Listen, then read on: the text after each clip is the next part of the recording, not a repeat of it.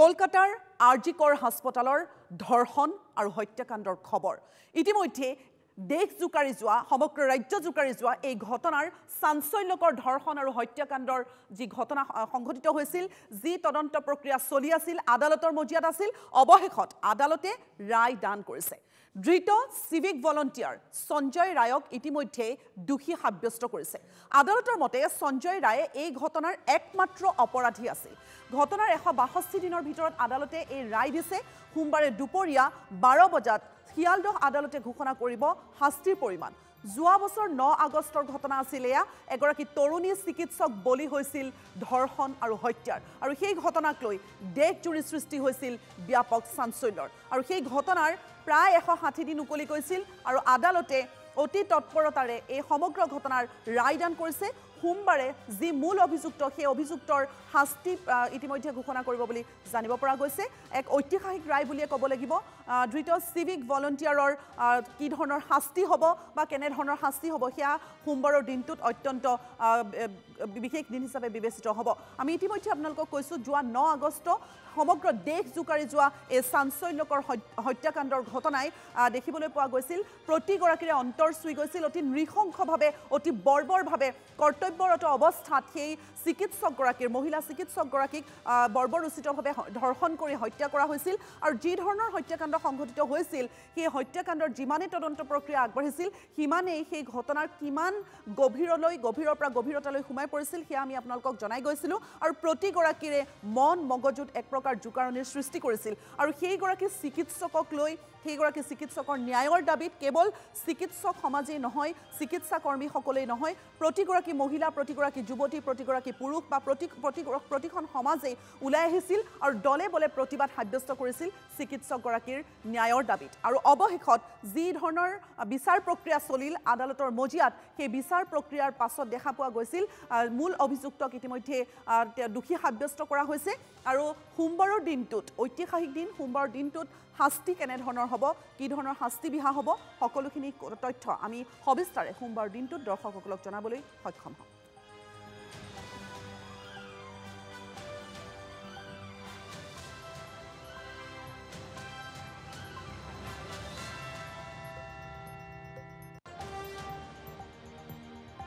আৰু এই মুহূৰ্তত আমি দৃশ্যাংশ দেখুৱাইছোঁ দেশজুৰি প্ৰতিবাদ সাব্যস্ত কৰা হৈছিলে সামগ্ৰিক ঘটনাৰ 162 দিনৰ ভিতৰত আদালতে যি ৰায় দিছে কিন্তু ৰায়ৰ পূৰ্বে দেখিবলৈ পোৱা গৈছিল আৰজি কৰ চিকিৎসালয়ত যি ঘটনা সংঘটিত হৈছিল সেই ঘটনাক লৈ দেশজুৰি সৃষ্টি হৈছিল ব্যাপক প্ৰতিবাদী কাৰ্যসূচী প্ৰতিগৰাকী মহিলা প্ৰতিগৰাকী পুৰুষ যুৱ সমাজ ওলাই আহিছিল নাৰী সমাজ ওলাই আহিছিল এই যি নিৰ্মম হত্যাকাণ্ড সংঘটিত হৈছিল ধৰ্ষণৰ পিছত যি হত্যাকাণ্ড সংঘটিত হৈছিল তাৰ বিৰুদ্ধে এনেধৰণে প্ৰতিবাদকাৰী ওলাই আহিছিল প্ৰতিবাদকাৰীৰ এটাই দাবী আছিল এইসকল নৰপিশাচক এনে ধৰণৰ শাস্তি দিয়া হওক যি শাস্তিৰ পৰা কোনো লোকে এনে কাণ্ড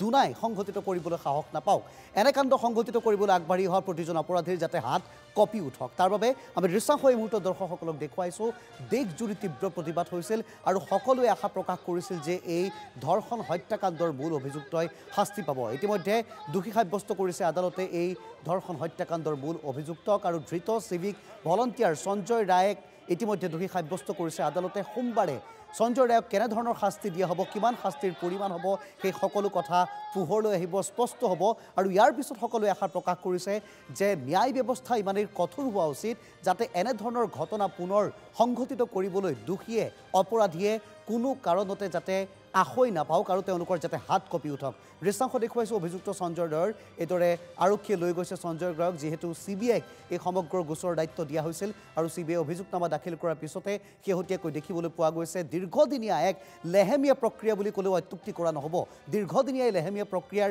অন্তত অৱশেষত আৰজি কৰ হাস্পতালৰ যি ধৰ্ষণ হত্যাৰ গোচৰ সেই গোচৰৰ মূল অভিযুক্ত যাক দোষী সাব্যস্ত কৰা হৈছে চিভিক ভলান্টিয়াৰ সঞ্জয় ৰায় তেওঁৰ ইতিমধ্যে শাস্তিৰ পৰিমাণ কি হ'ব কিমান শাস্তি তেওঁক বিহা হ'ব সেইবাবে আমি বাট চাব লাগিব অহা সোমবাৰলৈ অধিবক্তাৰ মন্তব্য আছে সামগ্ৰিক ঘটনা সন্দৰ্ভত এই মুহূৰ্তত আগবঢ়াইছোঁ देखिए ये तो संजय का एक डिफेंस माने टैक्टिक्स था ठीक है डिफेंस स्टंट्स था और ये डिफेंस जो संजय राय आज ने बोला आज जो उसने बोला उसका लॉयर मतलब उसका काउंसिल को ऐसा कुछ लेके आना चाहिए था जब क्रॉस एग्जामिनेशन हो रहा था कुछ ऐसा आया नहीं तो जब ऐसा कुछ आया नहीं तो कोर्ट में ऐसा कुछ मतलब जब कोर्ट के रिकॉर्ड में ऐसा कुछ आया नहीं तो कोर्ट ऐसे इसे कैसे मानेंगे? देखिए इसका प्रिलिमिनरी एग्जैक्टली प्रिलिमिनरी चार्जशीट है तो फाइनल जो चार्जशीट है जब चार्जशीट जब देंगे तो अब अगर हम और अभय के पेरेंट्स उससे सहमत नहीं होते तो हम तभी के तभी proceed as per the law मतलब फर्दर इन्वेस्टिगेशन के लिए हम नाराजी पिटिशन डालेंगे और फर्दर इन्वेस्टिगेशन के लिए हम प्रोसीड करेंगे बुलवाने को। কেনেধৰণৰ প্ৰতিবাদ হৈছিল চৌদিশে সেই প্ৰতিবাদী কাৰ্যসূচী কি পৰ্যায়লৈ গৈছিল কেনেধৰণৰ প্ৰতিক্ৰিয়া আছিল সেয়া আমি আপোনালোকক দেখুৱালো এইবাৰ আমি উভতি যাব বিচাৰিছো অভিশপ্ত 9 আগষ্টৰ কথা আপোনালোকক জনাব বিচাৰিছো 2024 চনৰ 9 আগষ্ট কলকাতাৰ আৰজি কৰ মেডিকেল কলেজৰ মেডিচিন বিভাগৰ সেমিনাৰ হলত এগৰাকী যুৱতী চিকিৎসকৰ মৃতদেহ উদ্ধাৰ হৈছিল কৰ্মৰত যুৱতী চিকিৎসকগৰাকীক ধৰ্ষণ কৰি হত্যাৰ অভিযোগ উত্থাপন হৈছিল নিশা আৰজি কৰ মেডিকেল কলেজত সংঘটিত হৈছিল সেই জঘন্য ঘটনা অৰ্ধনগ্ন অৱস্থাত মৃতদেহটো উদ্ধাৰ হৈছিল 10 আগষ্ট 2024 কলকাতা আৰক্ষীয়ে সিসিটিভি ফুটেজ চাই চিনাক্ত কৰে ঘাতকক আৰক্ষীয়ে চিনাক্ত কৰিছিল অভিযুক্তক কৰায়ত্ব কৰাটো আৰক্ষী সক্ষম হৈছিল অভিযুক্ত সঞ্জয় ৰয় কলকাতা আৰক্ষীৰ সিভিক ভলান্টিয়াৰ বুলি জানিব পৰা গৈছিল পৰৱৰ্তী সময়ত সঞ্জয় ৰয়ক গণ্য কৰা হৈছিল যুৱতী চিকিৎসকক ধৰ্ষণৰ হত্যাৰ অভিযুক্ত হিচাপে আমি ইতিমধ্যে আপোনালোকক সেই দৃশ্যাংশসমূহ দেখুৱাইছো অভিশপ্ত 9 আগষ্ট কলকাতাৰ আৰজি কৰ মেডিকেল কলেজৰ মেডিচিন বিভাগৰ সেমিনাৰ হলত উদ্ধাৰ হৈছিল যুৱতী চিকিৎসকগৰাকীৰ মৃতদেহ ইতিমধ্যে কলকাতা আৰক্ষীয়ে পিছৰ দিনটোত অৰ্থাৎ 10 আগষ্টত সিসিটিভি ফুটেজ চাইছিল আৰু সেই ফুটেজত গম পাইছিল যে সেই অভিযুক্ত যুৱকজন সিভিক ভলান্টিয়াৰ আছিল আৰু তেওঁ সেই সমগ্ৰ ধৰ্ষণ কাণ্ডৰ সৈতে জড়িত আছিল 13 আগষ্ট ধৰ্ষণ হত্যাৰ সিবিআইৰ তদন্ত বিচাৰি মৃত যুৱ চিকিৎসকগৰাকীৰ পিতৃ মাতৃৰ কলকাতা উচ্চ ন্যায়ালয়ত এখন তেওঁলোকে আবেদন দাখিল কৰিছিল হিয়া আছিল 13 আগষ্ট 2024 14 আগষ্ট কলকাতা আৰক্ষীয়ে সিবিআইৰ হাতত সমজাই দিয়ে অভিযুক্ত সঞ্জয় ৰয়ক সেই সমগ্ৰ ঘটনাৰ প্ৰক্ৰিয়া সিবিআইৰ তদন্ত প্ৰক্ৰিয়া অব্যাহত ৰাখিছিল কলকাতা আৰক্ষীয়ে সিবিআইলৈ হস্তান্তৰ কৰিছিল 15 আগষ্টৰ দিনটোত একাংশ প্ৰতিবাদকাৰীয়ে আৰজি কৰ মেডিকেল কলেজত নিশা এক প্ৰকাৰ আক্ৰমণ চলাইছিল আজবাব পত্ৰ ভাঙি লণ্ডভণ্ড কৰিছিল সম্পূৰ্ণৰূপে চিকিৎসালয়খনত এক প্ৰকাৰ উত্তপ্ত পৰিস্থিতিৰ সৃষ্টি কৰিছিল 17 আগষ্ট 2024 ৰাষ্ট্ৰজোৰা চিকিৎসকৰ প্ৰতিবাদত এক প্ৰকাৰ বিকল হৈ পৰিছিল চিকিৎসা সেৱা ব্যৱস্থা সম্পূৰ্ণৰূপে বিকল হৈ পৰিছিল কেৱল আৰজি কৰ হাস্পতালেই নহয়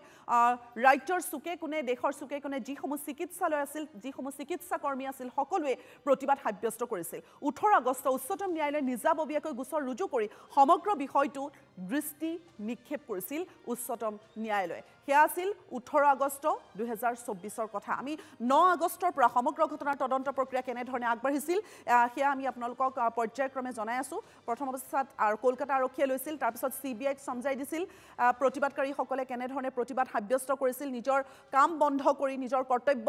তেওঁলোকে বন্ধ কৰি এক প্ৰকাৰ প্ৰতিবাদ সাব্যস্ত কৰিছিল সকলোৱে এইগৰাকী মহিলা চিকিৎসকৰ ন্যায়ৰ দাবীত ৰাজপথলৈ ওলাই আহিছিল চিকিৎসালয়ৰ সন্মুখত বহি প্ৰতিবাদ সাব্যস্ত কৰিছিল চিকিৎসা কৰ্মীসকলে 18 আগষ্ট উচ্চতম ন্যায়ালয়ে নিজাববীয়াকৈ সমগ্ৰ ঘটনাৰ গোচৰ দৃষ্টি নিক্ষেপ কৰিছিল আৰু 20 আগষ্টত তদানীন্তন মুখ্য ন্যায়াধীশ DY চন্দ্ৰচূড়ৰ নেতৃত্বত 3জনীয়া বিচাৰপীঠে সমগ্ৰ এই যি বিচাৰ প্ৰক্ৰিয়াৰ শুনানি গ্ৰহণ কৰিছিল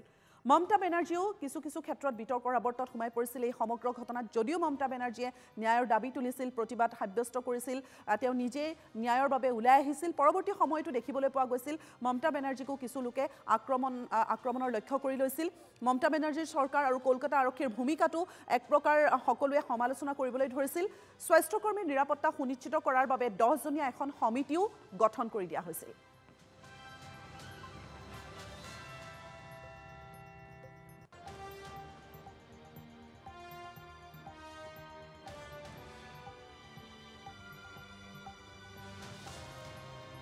আৰু এতিয়ালৈকে আমি জনালো যে কেনেধৰণে ঘটনা আগবাঢ়িছিল আগষ্টৰ পৰা সংঘটিত এই ঘটনা তাৰ পিছত কেনেকৈ আগবাঢ়িছিল আমি যদি দৃষ্টি নিক্ষেপ কৰোঁ 27 আগষ্টলৈ বিভিন্ন সংগঠনে নৱন্নচ্ছল অভিযান আৰম্ভ কৰিছিল আৰু তৃণমূলে এই প্ৰতিবাদৰ আঁৰত বিজেপি থকা বুলি অভিযোগ উত্থাপন কৰিছিল আৰক্ষীৰ প্ৰতিবাদকাৰীৰ মাজত সৃষ্টি হৈছিল সংঘাতৰ আৰু এই সংঘাত এদিনীয়া নহয় বাৰে বাৰে আৰক্ষীৰ প্ৰতিবাদকাৰীৰ মাজত সংঘাতৰ সৃষ্টি হৈছিল আৰু ইতিমধ্যে আমি জনাইছোঁ যে মমতা বেনাৰ্জীকো বহুলোকে আক্ৰমণৰ লক্ষ্য কৰি লৈছিল ইয়াৰ মূল কাৰণ আছিল এগৰাকী মুখ্যমন্ত্ৰী হৈ সেইখন ৰাজ্যত সংঘটিত হোৱা এনে এনেধৰণৰ এটা নৃশংস কাণ্ডৰ পিছত সেই ন্যায় ব্যৱস্থা মমতা বেনাৰ্জীয়ে খৰতকীয়া কৰাত কিয় হাত উজান দিয়া নাছিল বুলি মমতা বেনাৰ্জীক বহুতে কটাক্ষ কৰিছিল তাৰপিছত যদি আমি চাওঁ 2 ছেপ্টেম্বৰত কি হৈছিল 2 ছেপ্টেম্বৰত আৰজি কৰ মেডিকেল কলেজৰ বিত্তীয় কেলেংকাৰীত আৰক্ষীয়ে গ্ৰেপ্তাৰ কৰিছিল সন্দীপ ঘোষক সেইজন সন্দীপ ঘোষ যি পূৰ্বতে বাধ্য হৈছিল পদত্যাগ কৰিবলৈ ৰাইজৰ প্ৰতিবাদৰ পিছত সেইজন সন্দীপ ঘোষ যি অধীক্ষক আছিল সেই অধীক্ষককে বিত্তীয় কেলেংকাৰীত আৰক্ষীয়ে গ্ৰেপ্তাৰ কৰিছিল 5 অক্টোবৰ আৰু 5 অক্টোবৰত চিকিৎসকক নিৰ্যাতনৰ ন্যায় বিচাৰি আমৰণ অনশন কাৰ্যসূচী বিভিন্ন প্ৰান্তত চিকিৎসকসকলে ৰূপায়ণ কৰা দেখিবলৈ পোৱা গৈছিল সেয়া লাগিলে পশ্চিমবংগই হওক বা ৰাষ্ট্ৰখনৰ বিভিন্ন প্ৰান্ততে হওক বিভিন্ন চিকিৎসকে বিভিন্ন ঠাই তেনেধৰণে আমৰণ অনশন কাৰ্যসূচী ৰূপায়ণ কৰা পৰিলক্ষিত হৈছিল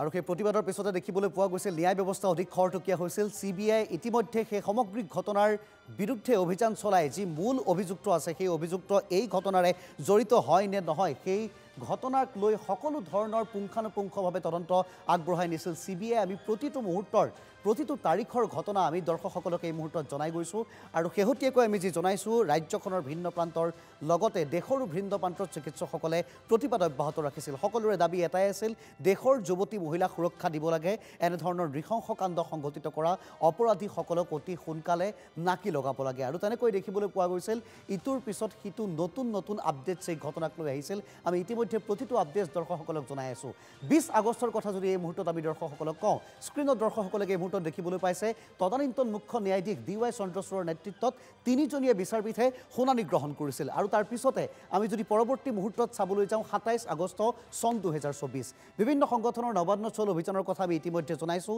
তৃণমূলে প্ৰতিবাদৰ আঁৰত বিজেপি থকা বুলি অভিযোগ উত্থাপন কৰিছিল আৰু সেই অভিযোগৰ পিছতে দেখিবলৈ পোৱা গৈছিল বিভিন্ন সংগঠনৰ নবান্ন চল কাৰ্যসূচীৰ পিছতে আৰজি কৰ মেডিকেল কলেজৰ বিত্তীয় কেলেংকাৰীত আৰক্ষীয়ে গ্ৰেপ্তাৰ কৰিছিল সন্দীপ ঘোষক সেই খবৰ আছিল 2 ছেপ্টেম্বৰৰ যিজন সন্দীপ ঘোষ আমি ইতিমধ্যে উল্লেখ কৰিছোঁ অধীক্ষক আছিল যি ৰাইজৰ প্ৰতিবাদৰ পিছত পদত্যাগ কৰিবলৈ বাধ্য হৈছিল সেইজন সন্দীপ ঘোষক এক প্ৰকাৰ বিত্তীয় কেলেংকাৰীত আৰক্ষীয়ে গ্ৰেপ্তাৰ কৰিছিল 5 অক্টোবৰ চন 2024 চিকিৎসকক নিৰ্যাতনৰ ন্যায় বিচাৰি আমৰণ অনশন কাৰ্যসূচী চিকিৎসকে পশ্চিমবংগৰ ভিন্ন প্ৰান্তৰ লগতে দেশৰ ভিন্ন প্ৰান্তত আনকি অসম মুলুকতো দেখিবলৈ পোৱা গৈছিল চিকিৎসকসকলে কৰ্মবিৰতি পালন কৰিছিল কৰ্মবিৰতি পালন কৰাৰ লগতে আৰজি কৰ চিকিৎসালয়ৰ যি হত্যাকাণ্ড সংঘটিত হৈছিল ধৰ্ষণ হত্যাকাণ্ডৰ সেই হত্যাকাণ্ডৰ উচিত ন্যায় তেওঁলোকে বিচাৰিছিল আৰু 7 অক্টোবৰ চন 2024 যুৱতী চিকিৎসকৰ ধৰ্ষণৰ হত্যাত অভিযুক্ত সঞ্জয় ৰায়ৰ বিৰুদ্ধে CBIৰ অভিযোগনামা দাখিল আৰু তাৰ পিছতে দেখিবলৈ পোৱা গৈছিল সামগ্ৰিক ঘটনা অভিযুক্ত সঞ্জয় ৰায়ৰ বিৰুদ্ধে ইতিমধ্যে CBI আগবঢ়াই নিছিল আৰু তাৰ পিছত লাহে লাহে এধাপকৈ আজিৰ সময় পাইছিলহি আৰু যুৱতী চিকিৎসকৰ ধৰ্ষণ হত্যাত অভিযুক্ত সঞ্জয় ৰায়ৰ বিৰুদ্ধে CBI অভিযোগনামা দাখিল কৰাৰ পিছৰ খবৰ 24 অক্টোবৰৰ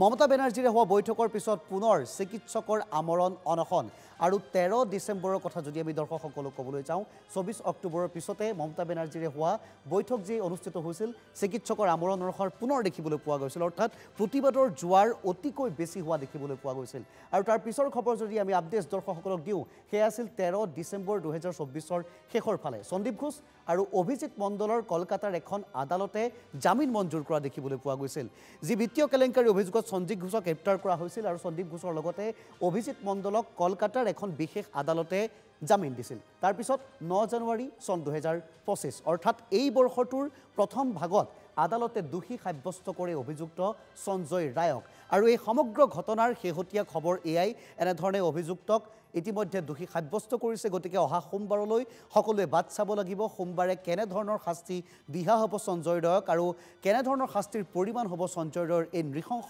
ধৰ্ষণ আৰু হত্যাৰ গোচৰত তাৰ বাবে বাট চাব লাগিব ৰাইজে